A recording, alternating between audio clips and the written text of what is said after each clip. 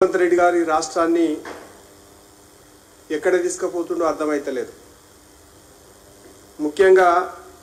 ముఖ్యమైనటువంటి మంత్రిత్వ శాఖలన్నీ ఆయన కిందనే పెట్టుకుండు.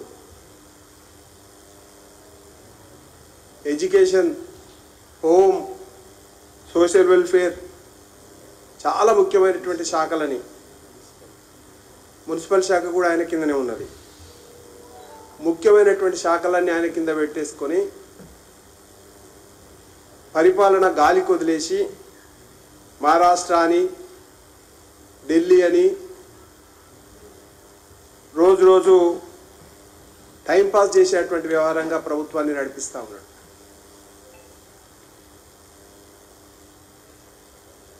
సంక్షేమ హాస్టల్ అన్నీ సంక్షోభ హాస్టల్గా మారిపోయినాయి.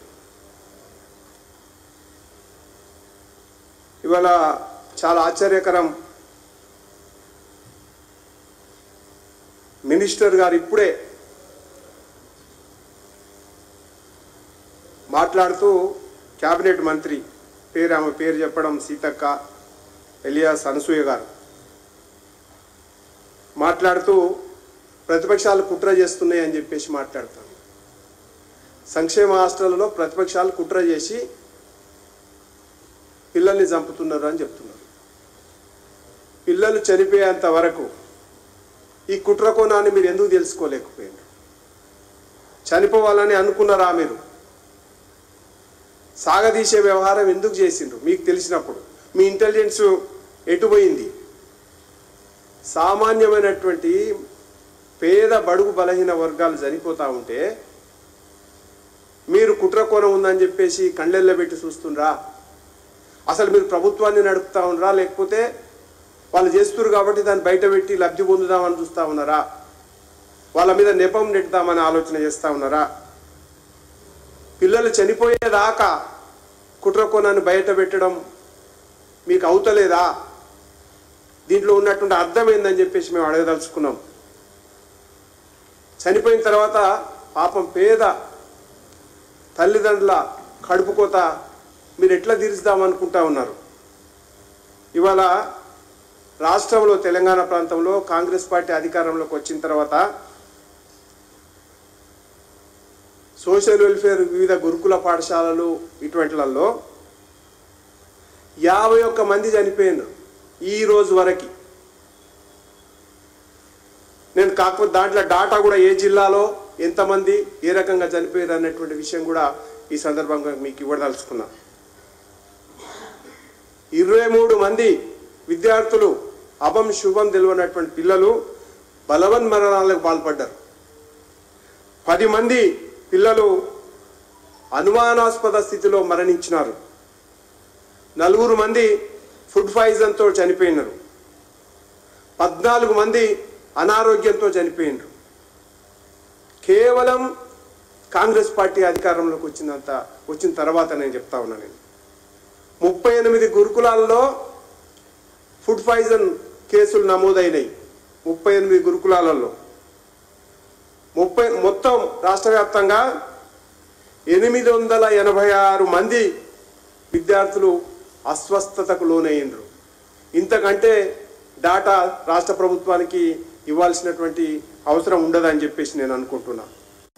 దీనికి ముఖ్యమంత్రి, మంత్రివర్గం వీళ్ళందరూ కూడా బాధ్యత వహించాలి అని చెప్పేసి భారతీయ జనతా పార్టీ కోరుతా ఉంది. ముఖ్యమంత్రి దగ్గరనే సోషల్ వెల్ఫేర్ మినిస్ట్రీ పెట్టుకున్నావు. కనీసం నీకు తీరుకుంటలేదు. నీకు ఢిల్లీకి సోనియా కుటుంబానికి ఊడిగం చేసేందుకే సరిపోతుంది. పేద ప్రజల గురించి ఆలోచన చేయడానికి నీకు టైం సరిపోదు. కనీసం మంత్రులకు ఇస్తే అటో ఇటో ఎవరన్నా దాన్ని పట్టించుకునేవారేమో. 100 రోజులు ఇప్పటికీ సంవత్సరం పూర్తవుతుంది. నువ్వు మంత్రివర్గంలో ముఖ్యమైనటువంటి మంత్రులు కూడా ఎవరికి ఇవ్వకుండా నీ కిందనే పెట్టుకున్నావు. నారాయణపేటలో జరిగినటువంటి సంఘటన నీ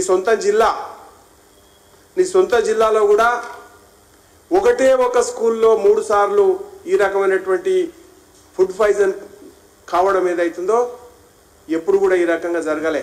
తెలంగాణ చరిత్రలో, ఆంధ్రప్రదేశ్ ఉన్నప్పుడు కూడా. చిన్న రాష్ట్రం వస్తే అన్ని బాగుపడతాయి అనుకుంటాం. చిన్న జిల్లాలు వస్తే అధికార వికేంద్రీకరణ అయ్యి అధికారులు బాగా పట్టించుకుంటారని చెప్పేసి ఒక నాడు ఉంటుంది.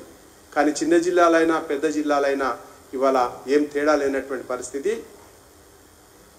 పేద ప్రజల యొక్క బతుకులు, చిన్న చిన్న స్కూళ్ళల్లో చదువుకున్నటువంటి బడుగు బలహీన వర్గాలకు సంబంధించినటువంటి పిల్లల బతుకులు ఇలా పేరంలో నుంచి తీసి పొయ్యిలేసినట్టుగా మాడిపోతున్నటువంటి సంఘటనలు మనకు యథేచ్ఛగా కనపడతా ఉన్నాయి. డిఈఓ నారాయణపేట జిల్లాకు సంబంధించినటువంటి డిఈఓ అఫ్జల్ గనీ, ఈయనని గత నెల నారాయణపేటలో నవంబర్ 22 రోజు వనపర్తి జిల్లాకు ట్రాన్స్ఫర్ చేస్తున్నామని చెప్పేసి పత్రికాముఖంగా కలెక్టర్ వాళ్ళందరూ గవర్నమెంట్ ఆర్డర్ చెప్పడం జరిగింది.